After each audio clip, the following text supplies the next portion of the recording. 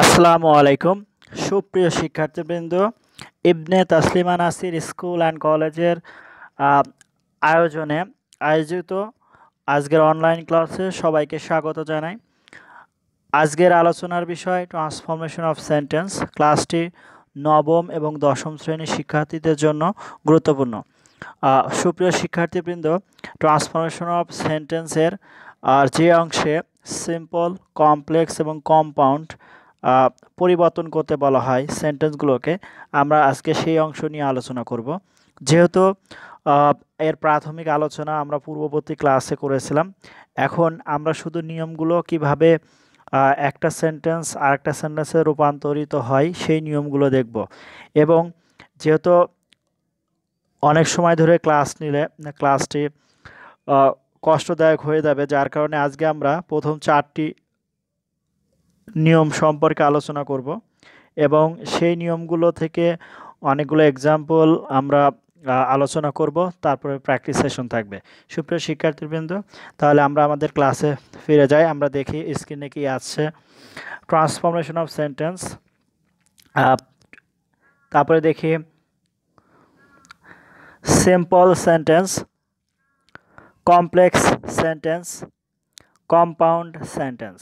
সুপ্রিয় শিক্ষার্থীবৃন্দ, পূর্ববর্তী ক্লাসে আমরা এই ট্রান্সফরমেশন অফ সেন্টেন্সের আলোচনায়, অর্থাৎ যে বিষয়গুলো সম্পর্কে আমাদের সম্যক ধারণা থাকা দরকার সেই বিষয়গুলো নিয়ে আলোচনা করেছি। যেমন ফ্রেজ, তারপরে clause, classification of clause, sentence, classification of sentence, even এই সেন্টেন্সগুলোর বিস্তারিত আমরা আলোচনা করেছিলাম।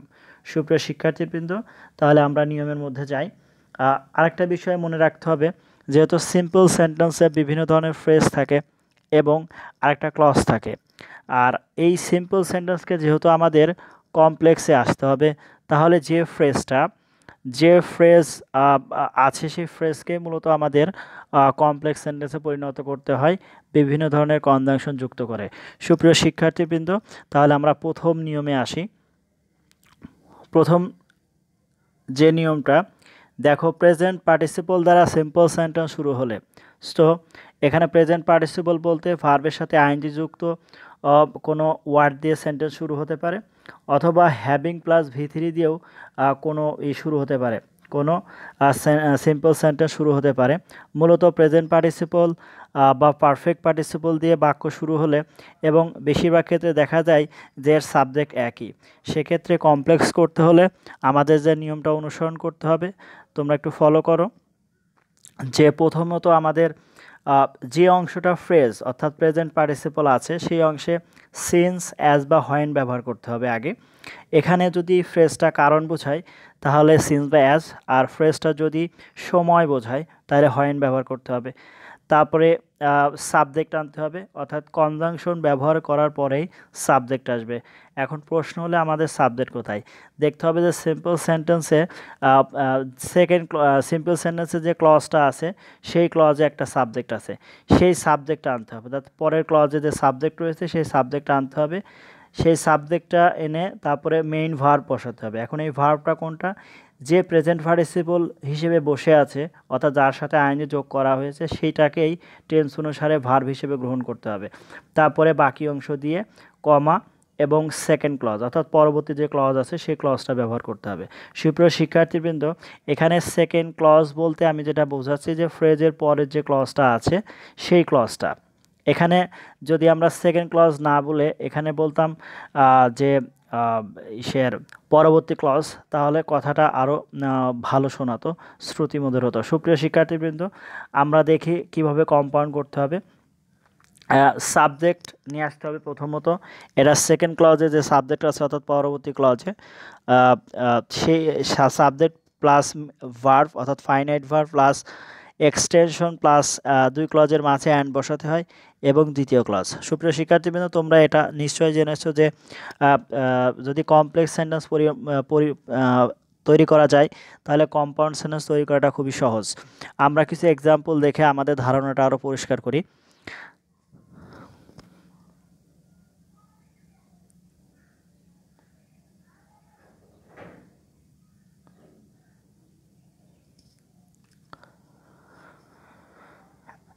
Killing the bird, the old man brought bad luck for আস।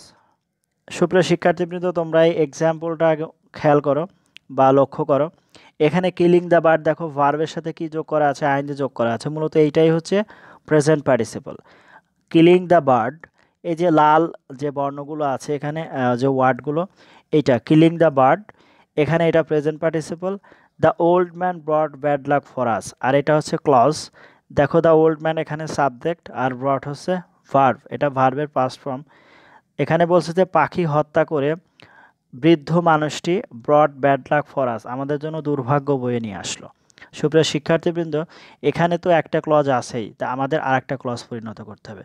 যেহেতু একটা সিম্পল সেন্টেন্স, আমাদের করতে হবে সিম্পল থেকে কি কমপ্লেক্স। কমপ্লেক্সের যে নিয়মটা আমি তোমাদেরকে বলছিলাম,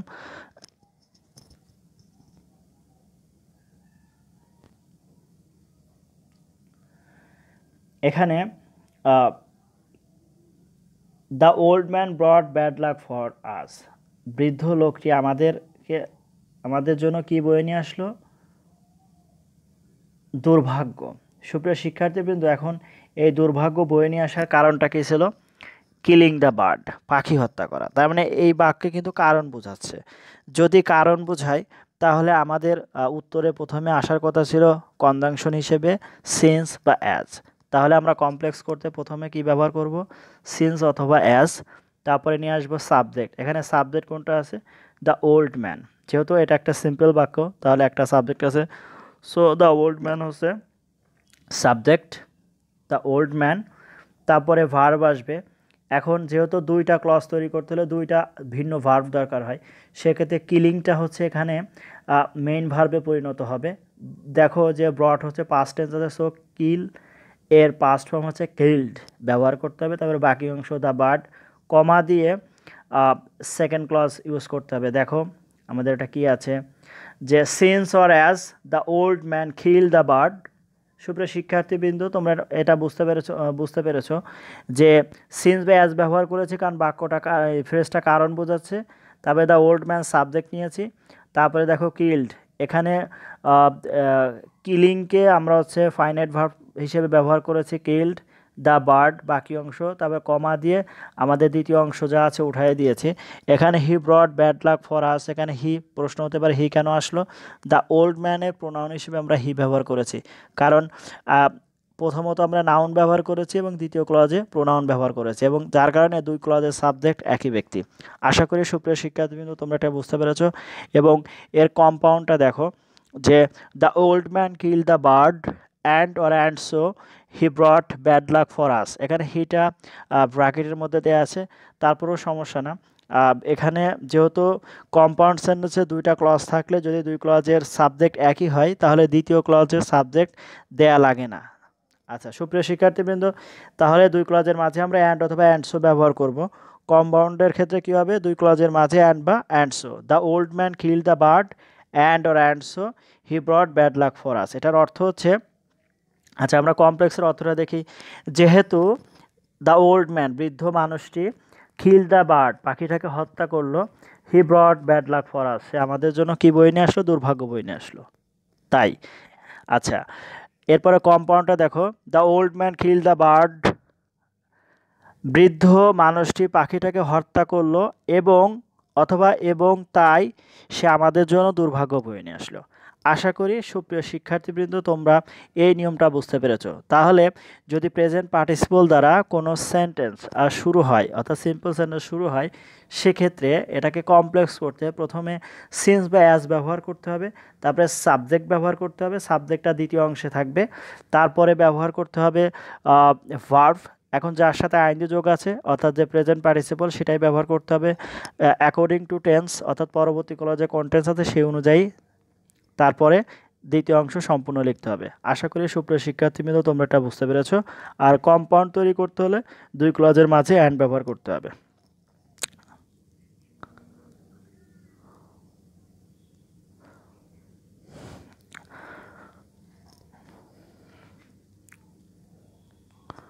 সুপ্রিয় শিক্ষার্থীবৃন্দ, আমরা তো প্রথমত দেখলাম প্রেজেন্ট পার্টিসিপল দিয়ে। এখন এখানে আরেকটা আছে হ্যাভিং বা বিং দ্বারা সিম্পল সেন্টেন্স যদি গঠিত হয়, মূলত নিয়মটা একই। আবার হ্যাভিং বা বিংও কি হতে পারে, প্রেজেন্ট পার্টিসিপল হিসেবে সেন্টেন্সে ব্যবহার হতে পারে, হ্যাভিং বা বিং দুইটাই। সেক্ষেত্রে নিয়ম একই থাকবে, নিয়মের কোনো পরিবর্তন হবে না। সুপ্রিয় শিক্ষার্থীবৃন্দ, তাহলে আমরা এটা দেখি কি অবস্থা। কিছু এক্সাম্পল দেখি। Having forgotten I did not close the door. এখানে দেখো হ্যাভিং প্লাস ভি3 আছে, তাহলে এটা হচ্ছে পারফেক্ট পার্টিসিপল।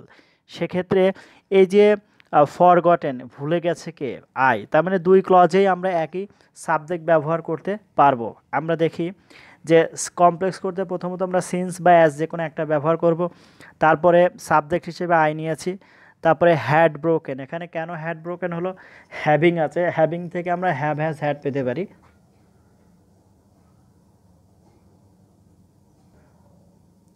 সুপ্রিয় শিক্ষার্থীবৃন্দ, এখানে হ্যাভিং থেকে আমরা কি পেয়েছি, হ্যাভ হ্যাজ হ্যাড। এখন আমাদের টেন্স অনুসারে হ্যাডই নিতে হবে, কারণ পরবর্তী ক্লজ পাস্ট ইনডিফিনিট টেন্সে আছে, ডিড আছে। সো এখানে হ্যাড হবে, আর হ্যাডের পরে ভার্বের হচ্ছে ভি3 বসে, so forgotten. Since or as I had forgotten, তবে দেখো পরবর্তী ক্লজ উঠাই দিতে হবে, I did not close the ডোর। যেহেতু আমি ভুলে গেছিলাম, তাই I did not close the ডোর, আমি দরজাটি বন্ধ করি নাই। আশা করি সুপ্রিয় শিক্ষার্থীবৃন্দ তোমরা একটা সিম্পল সেন্টেন্সকে কমপ্লেক্স সেন্টেন্সে পরিণত করার নিয়মটা জানতে পেরেছো বা জেনেছো। প্রথমে যে নিয়মটা, সেই নিয়মের সাথে এই নিয়মটা কিন্তু মিল আছে, বা একই নিয়ম আমি দুইবার লিখেছিলাম আর কি।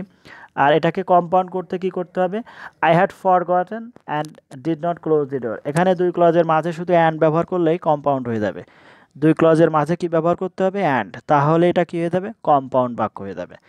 আশা করি সুপ্রিয় শিক্ষার্থীবৃন্দ তোমরা এটা বুঝতে পেরেছো।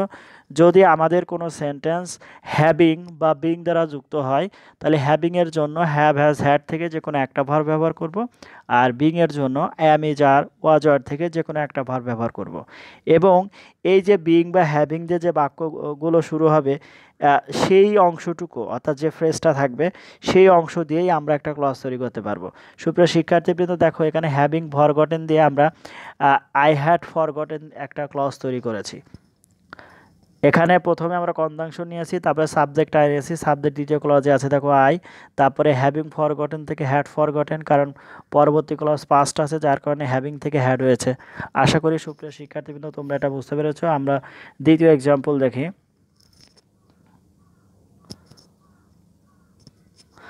The water being very hot, I could not drink it.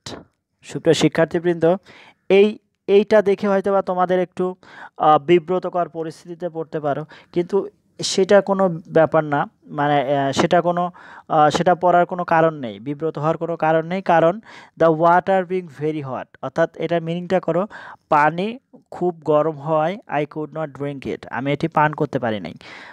এখানে ওয়াটার সম্পর্কে বলছে, এবং দেখো বিং আছে, বিং থাকলে কি হয়, অ্যাম ইজ আর ওয়াজ আর যে কোনো একটা হবে পরবর্তী টেন্স অনুসারে। এখন পরবর্তী টেন্সটা কি আছে, কুড নট ব্যবহার করা আছে, তাহলে এটা পাস্ট টেন্স আছে। সুপ্রিয় শিক্ষার্থীবৃন্দ, তাহলে আমরা আগেই বলেছি এরকম কোনো সেন্টেন্স থাকলে সিন্স, অ্যাজ বা হোয়েন দিয়ে শুরু করব। যেহেতু প্রথম অংশ কি বোঝাচ্ছে, the water being very hot, এটা একটা কারণযুক্ত বাক্য, যে পানি গরম ছিল, যার কারণে কি করতে পারে নাই, পান করতে পারি নাই। সেক্ষেত্রে আমাদের এক্সাম্পল এই হবে, সমাধানটা হবে কমপ্লেক্স সেন্টেন্সে। দেখো যে সিন্স বা অ্যাজ, যেহেতু কারণযুক্ত অংশ আগে আছে, তারপরে দ্য ওয়াটার এখানে সাবজেক্ট, ওয়াজ ভেরি হট, আসলে গরমটা, এতে খুব গরম বলতে কাকে বোঝাচ্ছি, আমরা এই পানিকে বোঝাচ্ছি, যার কারণে এইখানে দ্য ওয়াটার নিজেই সাবজেক্ট। এবং বিং থেকে দেখো আমরা ওয়াজ নিয়ে এসেছি, কারণ ওয়াটারকে আমরা সিঙ্গুলার ধরি, ওইভাবেই ওয়াজ এবং very hot. So since as the water was very hot, I could not drink ইট। পরবর্তী ক্লাস সম্পূর্ণ লিখছি। আশা করি সুপ্রিয় শিক্ষার্থীবৃন্দ তোমরা একটা বুঝতে পেরেছো। আমাদের পরবর্তী এক্সাম্পলটা দেখো, পরবর্তী কম্পাউন্ডটা, the water was very hot and so I could not drink it. এখানে দুই ক্লজের মাঝে অ্যান্ড অথবা সো ব্যবহার করেছি। সো আমরা পরবর্তীতে দেখি আর কি আছে। তাহলে আমরা নিয়মটা একটু রিপিট করি, যে এ ধরনের সিম্পল সেন্টেন্স হ্যাভিং বা বিং দিয়ে শুরু হতে পারে, এ ধরনের সিম্পল সেন্টেন্স এমনি প্রেজেন্ট পার্টিসিপল দিয়ে শুরু হতে পারে, যেভাবেই শুরু হোক আমাদের দেখতে হবে যে ফ্রেজটা তৈরি হয়েছে, অর্থাৎ যে ক্লজ বাদে যে অংশটুকু আছে, সেই অংশটুকু কারণ বোঝাচ্ছে না সময় বোঝাচ্ছে, এটা আমাদের দেখতে হবে। কারণ এখানে আমরা আমরা যাই বলি যে একটা সিম্পল সেন্টেন্সের যে ক্লজ আছে সেই ক্লজের আগে অথবা পরে অবশ্যই একটা কি থাকবে, ফ্রেজ থাকবে। সেই ফ্রেজটা যদি কারণ বোঝায় তাহলে সিন্স বা অ্যাজ ব্যবহার করবা, যদি সময় বোঝায় তাহলে হোয়েন ব্যবহার করবা। এরপরে আসবে যে সাবজেক্ট কোনটা হবে। যদি দেখো যে ফ্রেজের মধ্যে এমন একটা ওয়ার্ড আছে যে সাবজেক্ট হিসেবে ব্যবহার করা যাবে, অর্থাৎ যাকে সাবজেক্ট হিসেবে ব্যবহার করা যায়, তাহলে তাকে সাবজেক্ট বানাও, নতুবা পরবর্তী ক্লজে যে সাবজেক্ট আছে সেই সাবজেক্টটা আনতে হবে। এটা হচ্ছে নিয়ম। তাহলে সাবজেক্ট তারপরে একটা মেইন ভার্ব বসালে পরেই কী হয়ে যাবে, একটা ক্লজ তৈরি হয়ে যাবে। কারণ আমাদের মেইন উদ্দেশ্য হচ্ছে ওই ফ্রেজটাকে একটা ক্লজে পরিণত করা, এবং সেই ক্লজটা অবশ্যই দ্বিতীয় ক্লজের সাথে সামঞ্জস্যপূর্ণ হতে হবে, অর্থগতভাবে মিল থাকতে হবে। সুপ্রিয় শিক্ষার্থীবৃন্দ, আশা করি তোমরা এই নিয়মটা বুঝতে পেরেছ। আমরা এরপরে কিছু প্র্যাকটিস সেশন দেখতে পারি। The first one is having played well I won the game. অর্থাৎ ভালো খেলার জন্য বা ভালো খেলে আমি খেলাটি জিতেছিলাম।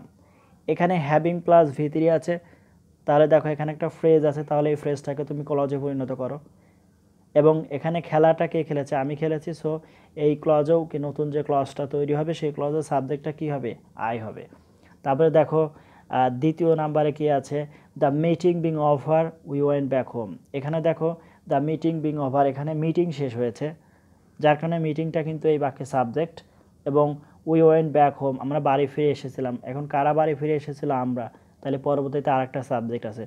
তাহলে দ্য মিটিং বিং ওভারকে নতুন একটা ক্লজে পরিণত করো এবং একটা করে কনজাংশন যোগ করো। এবং কনজাংশন কোনগুলো হবে, আগে দেখো যে এই ফ্রেজগুলো কারণ বোঝায় না সময় বোঝায়, সেই অনুযায়ী কনজাংশন নিয়ে আসো। তারপরে সাবজেক্ট নাও, তারপরে ফাইনাইট ভার্ব ব্যবহার করো, বাকি অংশ লিখে কমা দিয়ে দ্বিতীয় অংশ ব্যবহার করো। আমাদের তৃতীয় এক্সাম্পল দেখো, the weather being rough we could not go out. এখানে বি এবং সি কিন্তু একই নিয়মে আছে, the weather being rough we could not go out. তারপরে দেখো চতুর্থ নিয়ম, reaching home I went back to work. Reaching home অর্থাৎ বাড়ি পৌঁছে, I went back to work, আমি কাজে ফিরে গেলাম। সুপ্রিয় শিক্ষার্থীবৃন্দ, এই শেষটা হচ্ছে কিন্তু প্রেজেন্ট পার্টিসিপল ইউজ করা হয়েছে, এবং প্রথমটা হচ্ছে পারফেক্ট পার্টিসিপল।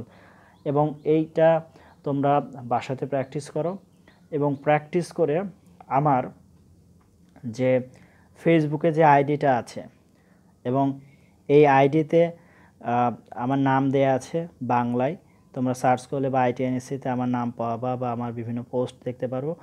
আমার এই মেসেঞ্জারে দিতে হবে, দিলে আমি বুঝবো যে তোমরা ক্লাসটি করছো, এবং সাথে সাথে তুমি যদি লিখে দাও ভুল হলে আমি সেটা সাথে সাথে কারেকশন করে দেব।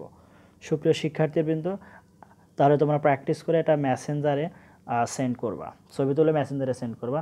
আমরা পরবর্তী নিয়মটা দেখব।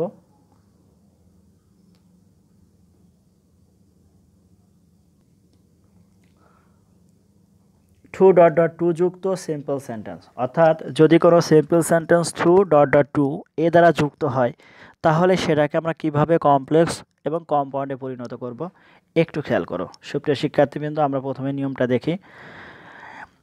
কমপ্লেক্সে দেখো টুর পরিবর্তে আমরা সো ব্যবহার করব। এখানে টুর আগে কিন্তু সাবজেক্ট প্লাস ভার্ব থাকে, সেক্ষেত্রে কমপ্লেক্সে আমরা প্রথমত সাবজেক্ট প্লাস ভার্ব নিব, তারপরে টুর পরিবর্তে সো ব্যবহার করব, তারপরে যে ডটের মাঝে এখানে অ্যাডজেক্টিভ বা অ্যাডভার্ব থাকতে পারে, তারপরে সেটা নেওয়ার পরে টুর পরিবর্তে আমরা দ্যাট ব্যবহার করব। তারপরে আমরা সাবজেক্ট ব্যবহার করব, অর্থাৎ যে সাবজেক্টটা আমাদের প্রথমে ছিল সেই সাবজেক্টটি ব্যবহার করব, কারণ দ্যাটের পরে অবশ্যই সাবজেক্ট দিয়ে সেন্টেন্স শুরু করতে হবে। তারপরে ক্যান অথবা কুড প্লাস নট। সুপ্রিয় শিক্ষার্থী, অনেক সময় দেখা যায় নটের ব্যবহার আছে, অনেক সময় নেই, কারণ এটা মূলত অর্থের উপর ডিপেন্ড করে। যদি আমরা এমন কোনো শব্দ ব্যবহার করি যে নিজেই নেগেটিভ, সেক্ষেত্রে কিন্তু নট দেওয়ার কোনো দরকার নেই, আদারওয়াইজ নট ব্যবহার করতে হবে। তারপরে মেইন ভার্ব প্লাস এক্সটেনশন বা বাকি অংশ। আশা করি সুপ্রিয় শিক্ষার্থীবৃন্দ তোমরা এটা বুঝতে পেরেছ। আমরা এই নিয়মটা আরেকবার দেখো, সে কম্পাউন্ডের আগে যে আমরা টুর পরিবর্তে সো ব্যবহার করেছি, এখন কম্পাউন্ডে সোর পরিবর্তে ভেরি ব্যবহার করব। তারপরে অ্যাডজেক্টিভ বা অ্যাডভার্ব ওই ডট যেখানে রয়েছে তার মাঝে এবং দ্যাটের পরিবর্তে অ্যান্ড ব্যবহার করে বাকি অংশ লিখব। সুপ্রিয় শিক্ষার্থীবৃন্দ, এখন দেখো আমরা এক্সাম্পল প্র্যাকটিস করি। এক্সাম্পল দেখো, প্রথমটা কি আছে, he is too poor to buy a car. সুপ্রিয় শিক্ষার্থী, আমি তোমাদেরকে আরও একটা বিষয় অবহিত করতে চাই। আমি কিন্তু এই নিয়মগুলোর জন্য অনেকগুলো করে এক্সাম্পল দিয়েছি, যাতে তোমরা খাতায় লিখে লিখে যদি এগুলো প্র্যাকটিস করো তাহলে নিয়মগুলো তোমাদের মনে থাকবে। যার কারণে আমি অনেকগুলো প্র্যাকটিস রেখেছি, অনেকগুলো অনুশীলন করার সুযোগ দিয়েছি, শুধুমাত্র তোমাদের কথা বিবেচনা করে। He is too poor to buy a car, এখানে টুটা কিন্তু নেগেটিভ, আর টুটা নেগেটিভ না, এটা অধিক বা অত্যধিক বোঝায়। সেক্ষেত্রে এটাকে যখন আমরা কমপ্লেক্স করব, তাহলে প্রথমে সাবজেক্ট এবং ভার্ব নাও, হি ইজ, টুর পরিবর্তে সো ব্যবহার করো, তারপরে পুয়ার অর্থাৎ অ্যাডজেক্টিভ, তারপরে টুর পরিবর্তে দ্যাট ব্যবহার করো। এখন এর দেখা যাবে দ্যাটের পরে একটা সাবজেক্ট আনতে হবে। এখানে হি আছে সাবজেক্ট, সো হি ব্যবহার করো, হি। তারপরে ক্যান অথবা কুড নিতে বলেছিলাম, যেহেতু এখানে প্রেজেন্ট টেন্স আছে তাহলে ক্যান নিবা। তারপরে নট, তারপরে বাই এ কার। তার মানে the answer is he is so poor that he can not buy a car. He is so poor that he can not buy a car. সুপ্রিয় শিক্ষার্থীবৃন্দ, তাহলে কমপ্লেক্সটা তোমরা বুঝতে পেরেছ আশা করি। এখন আমরা কম্পাউন্ডটা দেখব। কম্পাউন্ডটা বলেছিলাম যে টুর পরিবর্তে ভেরি এবং টুর পরিবর্তে and. He is very poor and he can not buy a car. He is very poor and he can not buy a car. আমরা আরও একটা এক্সাম্পল দেখব। The load was too heavy for him to carry. এখানে একটা বিষয় মনে রাখতে হবে। প্রথম বাক্যে দেখো যে হি কী ছিল, গরিব, এবং সে নিজেই কি কারটা কিনতে পারে না। কিন্তু দ্বিতীয় বাক্যে দেখো the load was too heavy, এখানে দ্য লোড নিজেই সাবজেক্ট, আর উপরে বাক্য দুই ক্লজেই হিটা সাবজেক্ট ছিল, বাট নিচের বাক্যে দ্য লোড নিজে সাবজেক্ট এবং পরবর্তীতে দেখো ফর হিম একটা অবজেক্টিভ কেজ আছে। এই ধরনের সেন্টেন্সে আমাদের মনে রাখতে হবে যে সব নিয়ম ঠিক রাখার পরেও এখানে ফর হিম থাকতে পারে, ফর মি থাকতে পারে, ফর আস থাকতে পারে, ফর দেম থাকতে পারে, যাই থাক, এই যে এই ফরের পরিবর্তে ফর হিম বা টুর পরিবর্তে দ্যাট ব্যবহার করার পর আমাদের যে সাবজেক্টটা দরকার হবে দ্যাটের পরে, এই যে ফরের পরে যে অবজেক্টিভ কেস তাকেই মূলত আমরা সাবজেক্ট হিসেবে ব্যবহার করব। এবং তারপরে আবার নিয়ম ঠিক থাকবে, ক্যান অথবা কুড টেন্স অনুসারে, তারপরে নট, তারপরে বাকি অংশ। So the answer is the load was so heavy that he could not carry. এখন প্রশ্ন হচ্ছে দ্যাটের পরে কেন হি হলো? দেখো ফরের পরে হিম আছে, এখানে অবজেক্টিভ কেস আছে, সো এর সাবজেক্টিভ কেস ব্যবহার করেছি। কেউ যদি মনে করো এরকম করবা, the load was so heavy for him that he could not carry, right, বাক্যটা সঠিক হবে। আবার যদি এইভাবে কেউ লিখো, the load was so heavy that he could not carry, তারপরও বাক্যটা রাইট। আর একটা বিষয়, এখানে ফর হিমের পরে ফর হিম থাকতে পারে, ফর মি থাকতে পারে, মি থাকলে আই হতো সাবজেক্ট, দেম থাকলে দে হতো সাবজেক্ট, হার থাকলে সি হতো সাবজেক্ট, আজ থাকলে উই হতো সাবজেক্ট।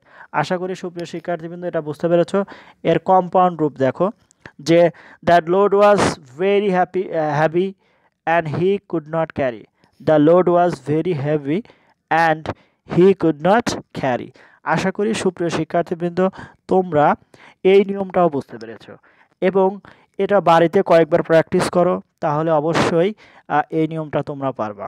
আমরা পরবর্তীতে দেখি কি আছে, প্র্যাকটিস সেশন আছে। এখানে আমরা অনেকগুলো প্র্যাকটিস দিয়েছি, আর প্র্যাকটিসগুলো জমা দেওয়ার নিয়মটা আমি তোমাদের অবশ্যই বলেছি যে খাতায় লিখতে হবে, ছবি তুলতে হবে এবং মেসেঞ্জারে সেন্ড করতে হবে, এবং কী কী ভুল আছে সেই ভুলগুলো সাথে সাথে আমি কারেকশন করে দিতে পারবো ইনশাল্লাহ। আমরা দেখি প্র্যাকটিসগুলো কী কী আছে। The boy is too lazy to walk on foot, অর্থাৎ বালকটি এতই অলস যে কি করে না, হাঁটে না, পায়ে হাঁটে না আর কি। তারপরে দেখো দ্বিতীয়টা কি আছে, the poem is too difficult for them to understand. আমরা দুইটা নিয়মই দেখিয়েছি তোমাদেরকে, দেখো এখানে ফর দেম আছে, সো পরবর্তীগুলো যে দিয়ে সাবজেক্ট হয়ে যাবে এখানে। তবে দেখো সি নাম্বারে the man was too weak to walk, তারপর দেখো যে the novel was too vague, vague শব্দের অর্থ হচ্ছে অস্পষ্ট। এখানে ফর হবে, ফো হয়ে গেছে, ফো মানে কিন্তু শত্রু, এখানে ফর হবে for me to understand the meaning. সুপ্রিয় শিক্ষার্থীবৃন্দ, এখানে এই সেন্টেন্সটা একটু কারেকশন করে নাও। The novel was too vague, for হবে এফ ও আর, এখানে আছে for me to understand the meaning. আমাদের তৃতীয় যে নিয়মটা আছে, সুপ্রিয় শিক্ষার্থীবৃন্দ, আমরা এখন ইনস্পাইট অফ অথবা ডেসপাইট এই যোগে, অর্থাৎ এই শব্দ যোগে যদি বা হ্যাঁ এগুলো যোগে যদি কোনো সিম্পল সেন্টেন্স শুরু হয় তাহলে কিভাবে আমরা কমপ্লেক্স করব এবং কম্পাউন্ড করব সেই নিয়মটা দেখব। এখানে ইনস্পাইট অফ অথবা ডেসপাইট এর অর্থ হলো সত্ত্বেও, অর্থাৎ একটা থাকবে ফ্রেজ যার অর্থের সাথে পরবর্তী ক্লজের অর্থটা কী হবে না, মোটেই সামঞ্জস্য হবে না, একটা বিপরীত অর্থ থাকবে। আমরা একটা আগে নিয়মটা দেখি, তারপরে এক্সাম্পল দিলে বিষয়টা পরিষ্কার হতে পারবো। এখানে ইনস্পাইট অফ অথবা ডেসপাইটের ক্ষেত্রে দেখো কমপ্লেক্স করতে কি হয়েছে, প্রথমে দো অলদো ব্যবহার করতে হবে in place of in spite of অথবা ডেসপাইট, অর্থাৎ ইনস্পাইট অফ অথবা ডেসপাইটের পরিবর্তে আমরা দো অথবা অলদো যে কোনো একটা ব্যবহার করব। তারপর সাবজেক্ট আনবো। এখন সাবজেক্টটা এমন হতে পারে দ্বিতীয় ক্লজে সাবজেক্টও নিয়ে লাগতে পারে, অথবা এই ইনস্পাইট অফ অথবা ডেসপাইটের পরে কোনো পসেসিভ কেস থাকতে পারে, সেটাকে সাবজেক্টে পরিণত করা লাগতে পারে। তারপরে ভার্ব, সাবজেক্ট অনুসারে ভার্ব নিতে হবে। তারপরে এক্সটেনশন প্লাস কমা দিয়ে দ্বিতীয় ক্লজ ব্যবহার করতে হবে, সাবজেক্ট ভার্ব এক্সটেনশন। সুপ্রিয় শিক্ষার্থীবৃন্দ, আমরা কম্পাউন্ডের নিয়মটাও দেখি। এখানে যদি ফ্রেজটাকে বা ইনস্পাইট অফ অথবা ডেসপাইট এই অংশটাকে একটা ক্লজ তৈরি করা যায় তাহলে কিন্তু বাক্যটা রাইট হয়ে যাচ্ছে। আর এটা খুব মানে কঠিন কিছু না। আমরা কম্পাউন্ডটা দেখি যে দো অলদো উঠে দুই ক্লজের মাঝে শুধু বাট ব্যবহার করব। এখানে দুই ক্লজের মাঝে আমরা বাট ব্যবহার করে দেবো, দো অলদো উঠাই দিয়ে। দেখি, ডেসপাইট হিজ ইলনেস, তার অসুস্থতা সত্ত্বেও he can work better than other, সে অন্যদের চেয়ে ভালো কাজ করতে পারে। এখানে দেখো একটা সাধারণ বিষয় যে যারা অসুস্থ তারা খুব একটা কাজ করতে পারে না, কিন্তু তার অসুস্থতা সত্ত্বেও সে অন্যের তুলনায় ভালো কাজ করতে পারে। এই জন্য এটা হচ্ছে একটা বিপরীত সেন্স বা বিপরীত একটা অর্থ প্রকাশ করছে। এ ধরনের সেন্টেন্সে দেখো ডেসপাইটকে উঠাই দিয়ে আমরা দো ব্যবহার করব বা অলদো যে কোনো একটা, পরে এখানে হিজ পসেসিভ কেস আছে, তাহলে হিজের সাবজেক্ট হচ্ছে হি, যেহেতু এর মধ্যে কোনো ভার্ব নেই তাহলে আমরা ইজ নিব।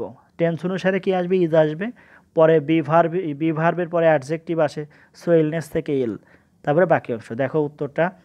দো he is ill he can work better than others. Though কেন হলো, ডেসপাইটের কারণে দো ব্যবহার করছি, এখানে অলদো ব্যবহার করতে পারো। তারপরে পসেসিভ অ্যাডজেক্ট হিজের কারণে হি হয়েছে, তারপরে বিভার্ব হিসেবে ইজ আসছে কারণ ডেসপাইট হিজ ইলনেস এর মধ্যে কোনো ভার্ব নেই। তারপরে দেখো বিভার্বের পরে অ্যাডজেক্টিভ হয়, সো ইলনেস কিন্তু নাউন, কারণ কেন নাউন এখানে ছিল, হিজ ইলনেস, পসেসিভ অ্যাডজেক্টিভের পরের শব্দটা নাউন হয় যার কারণে ইলনেস। এখন যেহেতু আমরা বিভার্ব ব্যবহার করছি তাহলে বিভার্বের পরে কি ব্যবহার করবে, adjective. So though he is ill he can work better than others. দেখ কম্পাউন্ড কীভাবে করতে হবে, এই যে দো উঠাই দিয়ে দুই ক্লজের মাঝে পার্ট ব্যবহার করব। He is ill but he can work better than others, এখানে বাটের পরে যদি হি ব্যবহার নাও করো তারপরেও এই সেন্টেন্সটা কি রাইট হবে। সুপ্রিয় শিক্ষার্থীবৃন্দ, আমরা এখন দেখি যে প্র্যাকটিস সেশনে কি আছে। প্র্যাকটিসে দেখো প্রথমটাই in spite of his being busy, অর্থাৎ তার ব্যস্ততা থাকা সত্ত্বেও বা ব্যস্ত হওয়ার পরও he saves time for me, সে আমার জন্য সময় বের করেছে। আশা করি তোমরা এটা বুঝতে পারছো, সে ব্যস্ত হওয়ার পরও কি করেছে, আমার জন্য সময় রেখেছে বা সময় বের করেছে ফর মি। তবে দেখো ডেসপাইট হিজ আগলিনেস, তার কুৎসিততা সত্ত্বেও, অর্থাৎ দেখতে সুন্দর না এমন, হি লুকস স্মার্ট, তাকে স্মার্ট লাগছে বা স্মার্ট দেখাচ্ছে। তবে দেখো ইনস্পাইট অফ হ্যাভিং এভরিথিং, তার সব কিছু থাকা সত্ত্বেও হি কুড নট সাকসিড, সে সফল হতে পারল না। ইনস্পাইট অফ হ্যাভিং এভরিথিং, অর্থাৎ সব কিছু থাকা সত্ত্বেও হি কুড নট সাকসিড। তাহলে এগুলোর উত্তর করে অবশ্যই তোমরা জমা দাও। তাহলে এইগুলো কিন্তু ইনস্পাইট অফ বা ডেসপাইট বা ইনস্পাইট অফ এর পরিবর্তে আমরা কি দো বা অলদো ব্যবহার করব। তারপরে সাবজেক্ট, প্রথম ক্লজে সাবজেক্ট কী হয়ে যাবে, হি হয়ে যাবে, কারণ এখানে হিজ পজিটিভ আছে। দ্বিতীয় ক্লজে সাবজেক্টও হি হয়ে যাবে, কারণ হিজ আছে। তৃতীয় ক্লজেও কিন্তু হি হয়ে যাবে। আচ্ছা, সো ডিয়ার স্টুডেন্টস, আমরা পরবর্তী নিয়ম দেখি। আমরা আজকের মতো আর একটা নিয়ম করব। এই নিয়মটার পরেই আমাদের ক্লাসটা শেষ করব এবং পরবর্তী অংশে অন্য নিয়মগুলো নিয়ে আলোচনা করব। সো ডিয়ার স্টুডেন্টস, আমরা দেখি পরবর্তী নিয়ম কি আছে। টু অথবা ইন অর্ডার টু যোগ ভার্ব যদি থাকে, টু অথবা ইন অর্ডার টু যোগে প্লাস ভার্ব থাকে, তাহলে সেটা উদ্দেশ্য বা কারণ বোঝায়। এরা কি বোঝায়? উদ্দেশ্য বোঝায়। এরকম যদি উদ্দেশ্য বোঝায় তাহলে তার পরিবর্তে আমরা কিভাবে, এটা কিন্তু খেয়াল করতে হবে, টু যোগ ভার্ব অথবা ইন অর্ডার টু যোগ ভার্ব, এই অংশটা কি বোঝাবে? উদ্দেশ্য বোঝাবে। এরকম উদ্দেশ্য বোঝালে আমাদের কমপ্লেক্স করার যে নিয়মটা আছে, প্রথমে কমপ্লেক্স করতে ফার্স্ট ক্লজ ব্যবহার করব, ফার্স্ট ক্লজ, তারপরে সো দ্যাট অথবা ইন অর্ডার দ্যাট ব্যবহার করব, যে কোনো একটা, হয় সো দ্যাট ব্যবহার করবা নতুবা ইন অর্ডার দ্যাট। তারপরে সাবজেক্ট, এখানে সাবজেক্ট প্রথম ক্লজেই থাকবে, সেই সাবজেক্টটা আনতে হবে। তারপরে ক্যান মে কুড মাইট থেকে যে কোনো একটা, ক্যান মে, কারণ টেন্স অনুসারে যদি প্রথম ক্লজ প্রেজেন্ট টেন্স হয় তারই পরবর্তী ক্লজে ক্যান বা মে ব্যবহার করো, প্রথম ক্লজ যদি পাস্ট টেন্স হয় তারই পরবর্তী ক্লজে কুড বা মাইট ব্যবহার করো। এক্ষেত্রে তারপরে কি লিখবা? বাকি অংশ, অর্থাৎ বাকি অংশ বলতে টুর পরে যে ভার্ব থাকবে সেই ভার্ব থেকে বাকি অংশ ব্যবহার করবা। তারপরে দেখো কম্পাউন্ডের ক্ষেত্রে কি হয়, ফার্স্ট ক্লজ প্লাস টু আর ইন অর্ডার টুর পরের অংশ,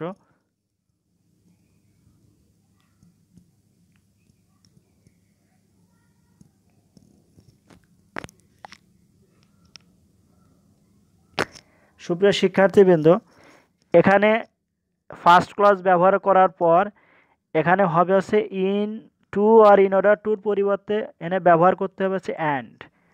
এখানে এই অংশটুকু লেখাটা আসলে আমাদের জন্য একটা বিব্রতকর পরিস্থিতি, এটা হবে না মূলত।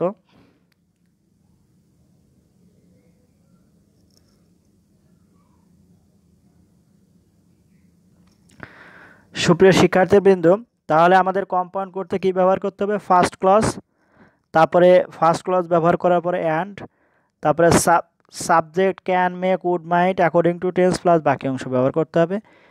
এখানে কিন্তু টু এবং এই লাল যে কালিটা ব্যবহার করছে এটা দিয়ে কেটে দিয়েছি, এটা ব্যবহার করা যাবে না।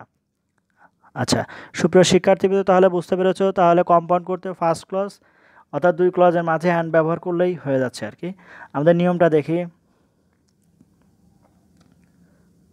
The girl sold her hair to buy a gift for Karim, অর্থাৎ বালিকাটি চুল বিক্রি করেছিল কিসের জন্য? করিমের জন্য একটা উপহার কেনার জন্য। তাহলে এখানে দেখো এই যে চুল বিক্রি করার কারণটা কি? এটা গিফট কেনা। এখানে আসলে উপহার কেনাটা হচ্ছে একটা কারণ, তার মানে একটা উদ্দেশ্য ছিল, to buy a gift for Karim. এরকম উদ্দেশ্য যদি বোঝায় সেক্ষেত্রে সো দ্যাট অথবা ইন অর্ডার দ্যাট ব্যবহার করতে হবে। এক্ষেত্রে প্রথম ক্লজ আগে লিখতে হবে। The girl sold her hair হচ্ছে প্রথম ক্লজ, তাহলে আমরা প্রথম ক্লজটা আগে ব্যবহার করেছি, the girl sold her hair. তবে এই টুর পরিবর্তে দেখো সো দ্যাট ব্যবহার করেছি। তারপরে প্রথম ক্লজে যে সাবজেক্ট দ্য গার্লের পরিবর্তে শি, তারপরে কুড কেন হয়েছে? দেখো সোল্ড আছে, সোল্ড হচ্ছে পাস্ট ফর্ম, যার কারণে এখানে কুড ব্যবহার করছে। তারপরে বাকি অংশ buy a gift for Karim. The girl sold her hair so that she could buy a gift for Karim. আমাদের কম্পাউন্ড করার নিয়মটা দেখো। The girl sold her hair and so she could buy a gift for Karim, অর্থাৎ দুই ক্লজের মাঝে and অথবা and so ব্যবহার করলেই কী হয়ে যাবে? কম্পাউন্ড হয়ে যাবে। সুপ্রিয় শিক্ষার্থীবৃন্দ, আমাদের আমি তোমাদেরকে এই নিয়ম সম্পর্কে আলোচনা করলাম যে যদি পারপাস বোঝায় তাহলে আমাদের কিভাবে এটা করতে হবে। সেক্ষেত্রে সো দ্যাট অথবা ইন অর্ডার দ্যাট ব্যবহার করতে হবে। নিয়মটা একটু ফলো করো। আমরা কিছু প্র্যাকটিস সেশন দেখি। প্র্যাকটিসে কী আছে? We should read books to acquire knowledge, we should read books to acquire knowledge. আমাদের দ্বিতীয় এক্সাম্পল দেখো, the man work hard to earn more money, the man work hard to earn more money. তারপরে দেখো, the student studied hard to secure good marks. সুপ্রিয় শিক্ষার্থীবৃন্দ, তাহলে আমি যে তোমাদের যে নিয়মগুলো নিয়ে আলোচনা করেছি, প্রথম নিয়মটা যা ছিল প্রেজেন্ট পার্টিসিপল বা পারফেক্ট পার্টিসিপল, তারপরে ছিল তোমার টু, তারপরে ছিল তোমার ইনস্পাইট অফ অথবা ডেসপাইট, এবং শেষের নিয়মটা ছিল টু অথবা ইন অর্ডার টু যোগ ভার্ভ যদি উদ্দেশ্য বোঝায়। এক্ষেত্রে এই যে প্র্যাকটিস সেশনটা আছে, to acquire knowledge, to earn more money, to secure good marks. এখন উই শুড রিড বুকস, আমাদের বই পড়া উচিত। কিসের জন্য বই পড়া উচিত? To acquire knowledge. তাহলে টু অ্যাকুয়ার নলেজ হচ্ছে একটা উদ্দেশ্য বোঝাচ্ছে। দ্য ম্যান ওয়ার্ক হার্ড, মাসি কঠোর পরিশ্রম করত, টু আর্ন মোর মানি, অধিক টাকা আয়ের জন্য। এই যে টু আর্ন মোর মানি হচ্ছে তার উদ্দেশ্য ছিল, কারণ এই জন্যই সে কঠোর পরিশ্রম করতো। দ্য স্টুডেন্ট স্টাডিড হার্ড, ছাত্রছাত্রীরা, দ্য স্টুডেন্ট শিক্ষার্থী, স্টাডিড হার্ড কঠোর পরিশ্রম করতো কিসের জন্য?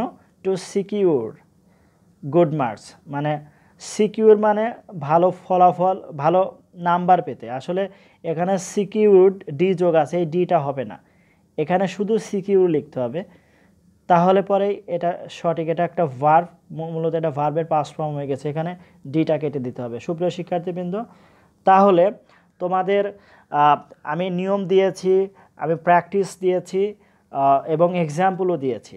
এক্সাম্পলগুলো দিয়েছি যাতে তোমরা নিয়মগুলো অ্যাপ্লাই করতে পারো, বুঝতে পারো, এবং প্র্যাকটিস দিয়েছি যাতে নিয়মগুলো এর উপর অ্যাপ্লাই করতে পারো। সুপ্রিয় শিক্ষার্থীবৃন্দ, তাহলে তোমরা নিয়মগুলো এর উপর অ্যাপ্লাই করো এবং এগুলো খাতায় লিখে ছবি তুলে আমার মেসেঞ্জারে পাঠিয়ে দাও। আমি এটা কারেকশন করে দেবো যদি কারোর ভুল থাকে, আর যদি সঠিক করতে পারো তাহলে তো ভালো। সুপ্রিয় শিক্ষার্থীবৃন্দ, আমরা এই চেঞ্জিং সেন্টেন্স অর্থাৎ ট্রান্সফরমেশনের উপর আরও 2টা ক্লাস নিব এবং 2টা বা 3টা ক্লাস নিব, কারণ এখন আমরা শুধু সিম্পল থেকে কমপ্লেক্স বা কম্পাউন্ডই করব না, আমরা কমপ্লেক্স থেকেও সিম্পলে আসব, যার কারণে আমাদের এর উপর একটু সময় বেশি দিতে হবে। আর তোমরা অবশ্যই এই নিয়মগুলো প্র্যাকটিস করার পূর্বে, অর্থাৎ ট্রান্সফরমেশন অফ সেন্টেন্স শুরু করার পূর্বে ফ্রেজ, ক্লজ এবং সেন্টেন্স, ভার্ব এই বিষয়গুলো সম্পর্কে একটা সম্যক ধারণা নিয়ে এই সেন্টেন্সগুলো করতে থাকবা। আর বারবার প্র্যাকটিস করলে অবশ্যই ট্রান্সফরমেশনে ফুল মার্কস পাওয়া সম্ভব। আর যদি নিয়মগুলো ফলো করো, এই নিয়ম থেকেই ট্রান্সফরমেশন অফ সেন্টেন্স পরীক্ষায় তোমরা আনসার করতে পারবা। সুপ্রিয় শিক্ষার্থীবৃন্দ, পরবর্তী ক্লাসের জন্য ধন্যবাদ জানিয়ে আজকের মতো শেষ করছি। আল্লাহ হাফিজ।